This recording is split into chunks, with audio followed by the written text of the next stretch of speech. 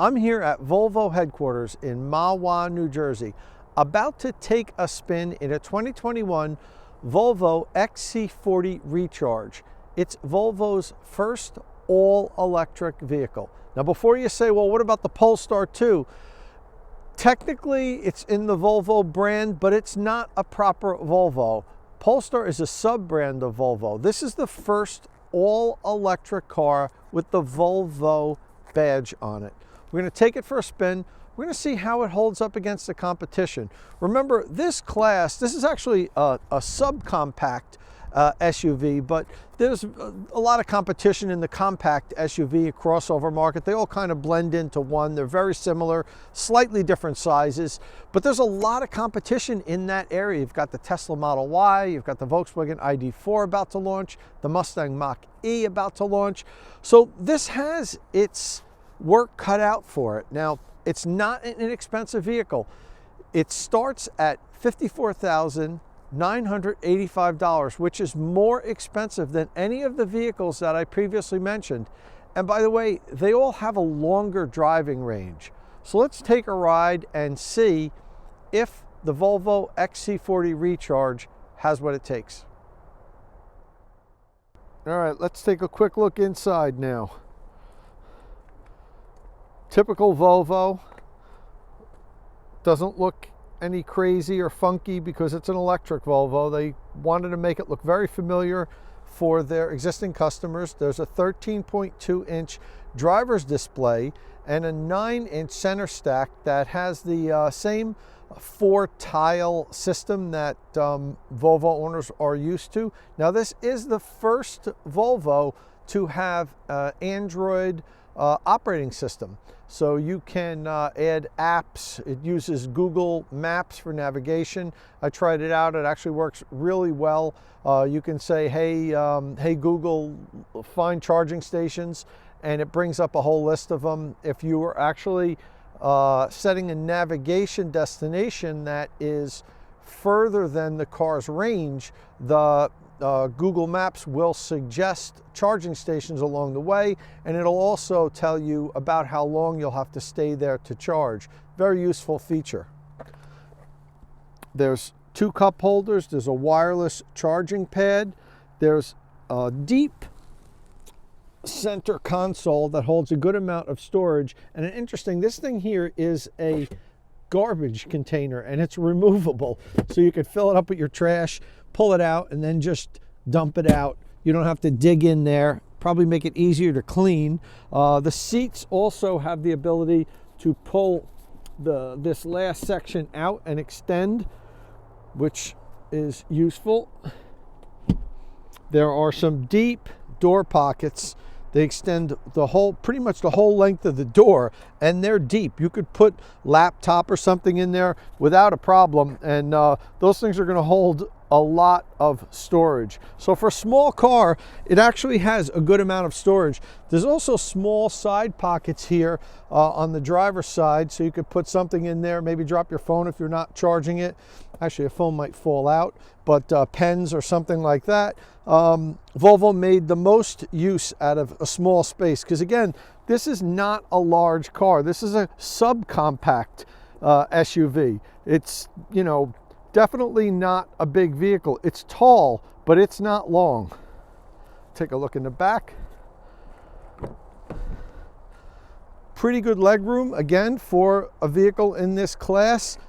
Lots of ceiling height. Now, I'm not tall, I'm only 5'8", but I sat in it and I have a tremendous amount of headroom. Come around to the charge port. There it is, CCS. As you can imagine, we almost don't have to say that anymore, because now with Nissan switching over to the combined charging system for the Ariya, it's pretty much fait accompli. All cars that aren't Tesla are going to be coming with CCS charging. Come around to the back. Let's pop the hatch, automatic opening hatch. Large cargo area. One thing you will notice is that there was no intrusion on the storage or driving compartment by the batteries. Volvo was able to package this vehicle and not lose any storage space, which happens quite often when vehicles share a platform for electric cars, plug-in hybrids, and also internal combustion.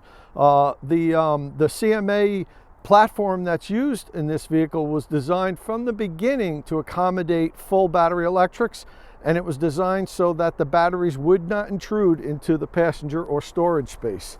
There's a little bit of a extra storage space down here underneath. It's not deep at all, but just enough to try to hold. That's your portable charging cable and jack over here. It also has a 60-40 split rear seat with a pass-through compartment. You fold that down. I'm not going to push it, but you could pop that forward if you had long, a piece of wood or skis or something that you needed to transport. You could put them in there. Again, automatic rear closing. Come around, take a look at the passenger side a little bit. Okay, so there isn't a little cubby on the side here like the driver gets. That's one of the things I was interested in seeing, but everything else is basically the same.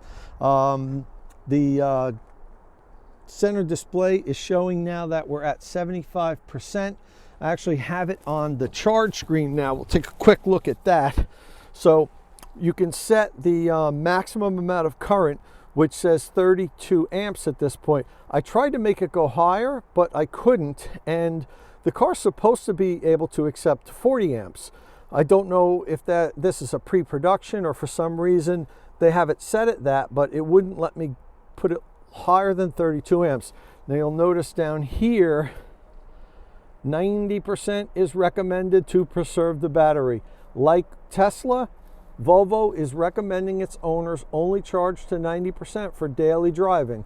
Now, it's not a huge problem for Tesla because the cars have such great range, but in a car that only has a 208-mile EPA-rated range at 100%, that's going to be a little bit of a problem for many owners. I suspect most XC40 Recharge owners are going to ignore that, and they're going to just charge to 100%. They're probably going to lease the vehicle, so they're going to say, hey, at the end of the year, at the end of 3 years, I'm giving this thing back.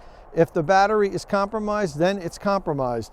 Not great for the second owner, but I suspect that's probably going to happen quite often. The XC40 Recharge has a starting MSRP of $54,985. That's quite steep compared to the competition. If you're going to call the competition, say, the Tesla Model Y, the Volkswagen ID4, Mustang Mach-E, all of those vehicles have longer driving range and are considerably less expensive. Now, it might be a better comparison to put this vehicle up against, say, the Range Rover Evoque or the Jaguar E-Pace. Then they're both also less expensive. So, you really have to almost factor in the $7,500 federal tax credit to make the vehicle competitive. And not everybody qualifies for the tax credit. We have to make that clear. Most people will, but not everybody does. Depends on your individual tax situation. So you can't just say, oh, it's $7,500 less. That doesn't work for everybody. That said, most people will qualify for it, and there are some state incentives. Here in New Jersey, for instance, there's a $5,000 rebate on electric vehicles that cost less than $55,000. So this would qualify by $15 if you don't get any options. If you get any options, you've now pushed yourself over and you don't qualify for the tax credit. So that's definitely a consideration. The all-wheel drive XC40 Recharge has a combined power output of 402 horsepower, 468 pound-feet of torque. This thing moves. When I step on it, even at 60 miles an hour, I was at 83 in that short period of time. Really gets on it. Reminds me a lot of my Tesla Model 3, actually. The power feels very similar. Now, Volvo quotes the 0 to 60 time at 4.7 seconds, which should be a half a second slower than what my Model 3 is supposed to do it in. But there have been some independent EV or car magazines that have tested this that brought it down around 4.4, 4.5. So this is a performer. I don't know how it'll do on the track. I don't think too many people care about how it'll do on the track, quite honestly, because that's not what this vehicle is going to be used for. It's a subcompact crossover. It's going to haul the family around. It's going to take the kids to soccer practice. But when you need to get out on the highway, there is no issue getting out on the highway. In fact, it's almost too quick for the people that are going to be using it. I think it's going to take some people by surprise, especially if you're coming in from a base XC40, which is where probably most of the customers are going to come for this vehicle. I don't think people are going to be, too many people at least, are going to be cross-shopping this with, say, a Mach-E or a Tesla Model Y. I think this is going to go to Volvo loyal customers that come in the showroom, their lease is up, they need to do another lease for 3 years, and hopefully the Volvo sales force will be able to explain to them why they might want to go with this vehicle, factor in the incentives, the lower cost of maintenance, and it could make sense.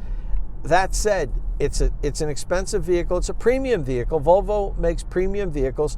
This is definitely more premium than, say, the interior of a Model Y or a ID4.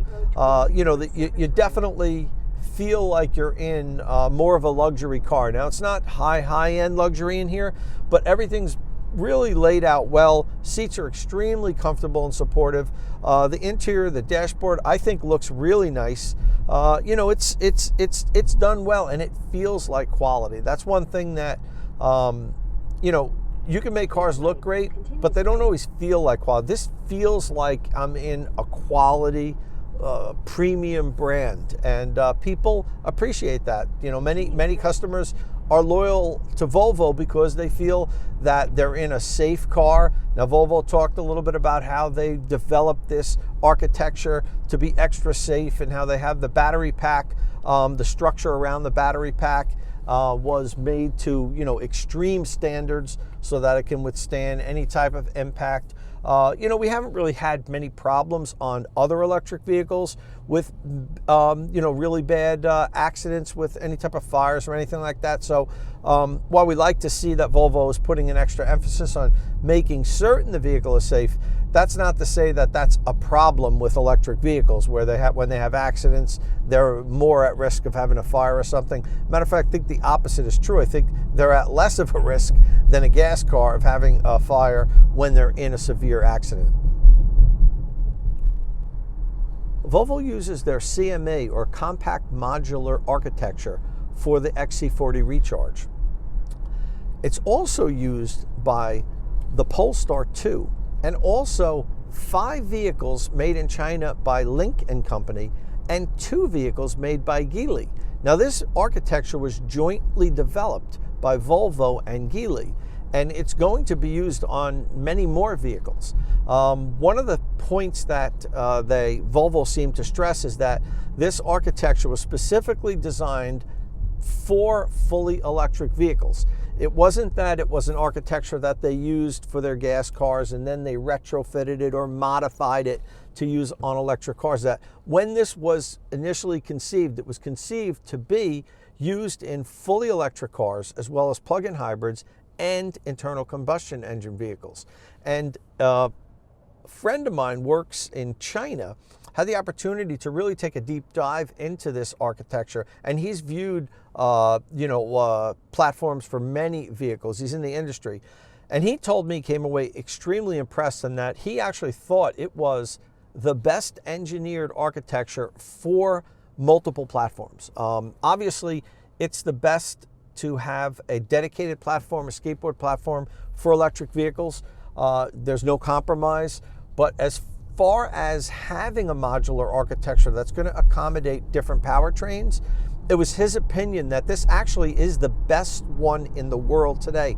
And that includes BMW's architecture. They have their modular architecture they've been using for a couple of years for their hybrids and electric vehicles. From what my contact told me was that The CMA that Volvo uses here is better than that, and it's the best one in the world.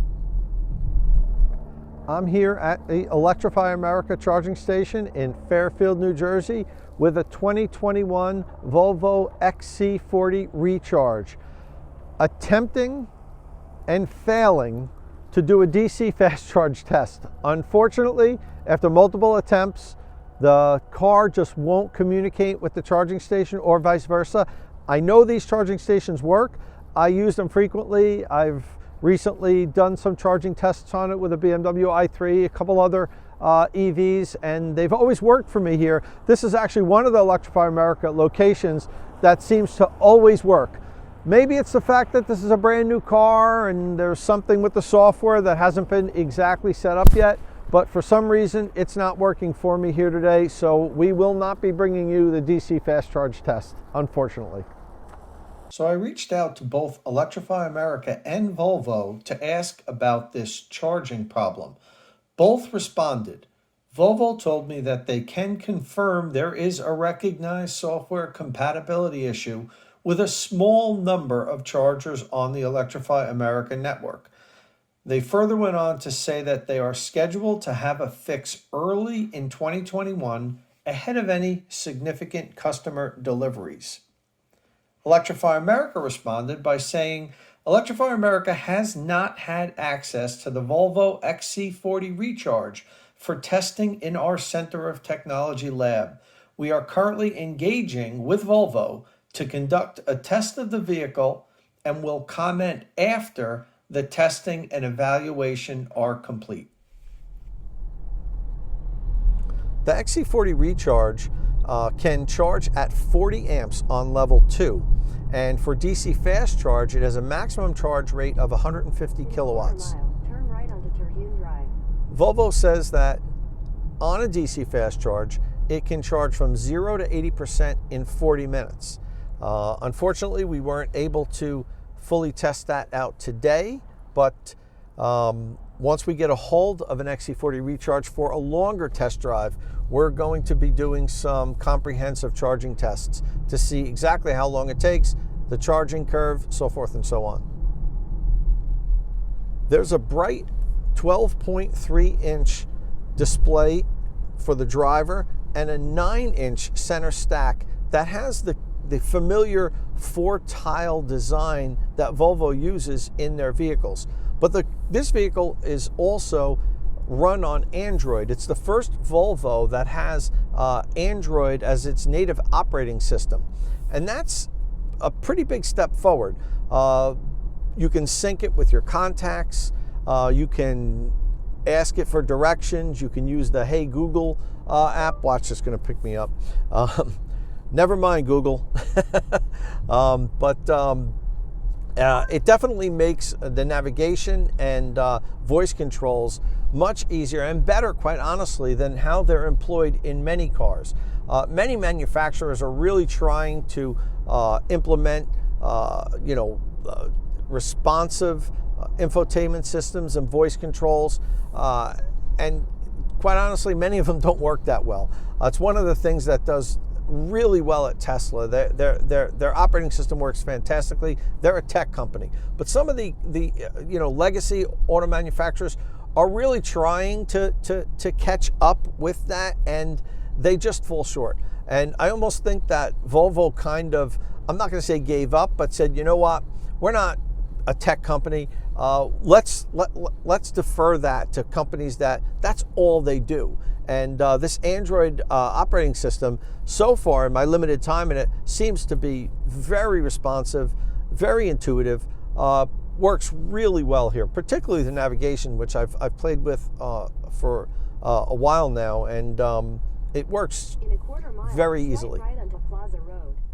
Let's take a look at the center display infotainment system that's powered by Android.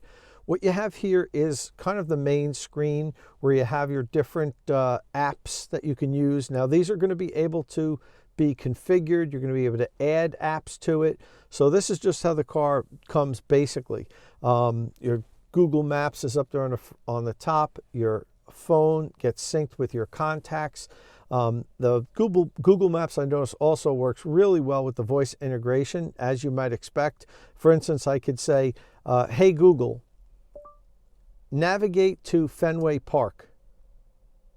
All right, Fenway Park. Let's go.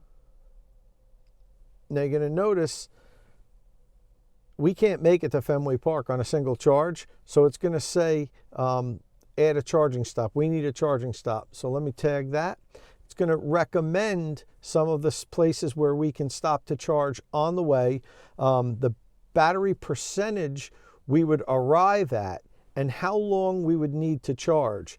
Very useful feature there. Definitely like that.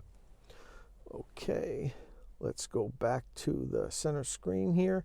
Okay, so that's basically the layout of, Spotify, your Bluetooth, the Play Store. You can add apps there. Camera over here shows an overhead view. If you touch the cameras in the front, you get to see the front view. You can do the same, let me see, with the back. The sides, you just get kind of an overhead view of the side, so I'm not sure that's that useful. But yeah, you get the 360-degree bird's eye view, which is definitely a useful feature. You've got your seat heaters right here, and you notice on this side a little picture of a steering wheel for the driver. You tab on that, you can turn on your heated steering wheel, something that I think is a must for electric vehicles in cold weather climates. We don't need that right now, even though it's cold out, I'm not driving. In the center here is where you'll adjust your heating and cooling. If you tab one, auto clicks on. Now you can also direct the air exactly where you want to, but then the auto is going to turn off when I do that. I can set the air to come by my feet, just go up on the windshield or to the driver. I mean, you could do multiple sections if you want, or just eliminate one section, and then this is where you'd control your fan speeds, the recirculations up front there, max defrost, rear defoggers. You can also have dual zones. You could set the heat for your passenger. Let me turn that off because it's going to get noisy. All right, let me go back to settings now. Okay, in driving, in the driver settings, you can turn on your lane keeping aid, one pedal driving, which I found to be very useful. When I turned that off, it almost felt like there was almost no regenerative braking. I think Volvo could make a little bit of a happy medium and maybe dial it up a little bit. I think they're trying too hard to simulate a gas car that doesn't have any type of regenerative braking. Let me turn that back on for the next person that's going to drive this. You could turn on your road sign information, the steering firm. I felt that it felt nice and sporty. It didn't feel too firm, but this is a luxury car. This isn't a sports car. Haven't been able to try off road mode. I only had the vehicle for 2 hours. I would have loved to take it off-road, but I'm not sure Volvo would have loved that. Next up is charging. You can see here we're 74% charged right now, and you can set the charge limit for AC charging. It's set at 32. I tried to make it go higher, and it won't go higher. This car is supposed to be able to accept 40 amps and charge at right around 10 kilowatts. So I'm not sure why it won't let me go any higher, but it won't let me go any higher. You'll also notice here, I'm not sure if you can see that, but I'll zoom in later if I see you can't read it. 90% is recommended to preserve the battery. Just like Tesla, Volvo is recommending that you do not charge to 100%. Now, the XC40 Recharge has a 78 kilowatt hour battery, and 75 kilowatt hours is usable. That's tight, and that's why they're doing that. They're opening up a much higher percentage of the battery than any other electric car manufacturer other than, say, Tesla. And then they're telling you here, well, don't charge it to 100%. Now, that's tough to do on a EV that only has a 208 mile EPA range rating. So now you're talking about 180 miles or so when you charge it to 90%. In the winter, like it is now, it's cold. You're going to get much less than that. So, well, I think this is a really great package, and I really do like the XC40 Recharge. The range is going to be a problem for a lot of owners, I suspect. Okay, sound. Okay, you get to have your seat optimization. You can have the sound in the rear, in the front. Everybody can get it. You can set your surround sound, play with your treble and your bass. Connectivity, that's where you'll have your, you'll connect your phones to Bluetooth.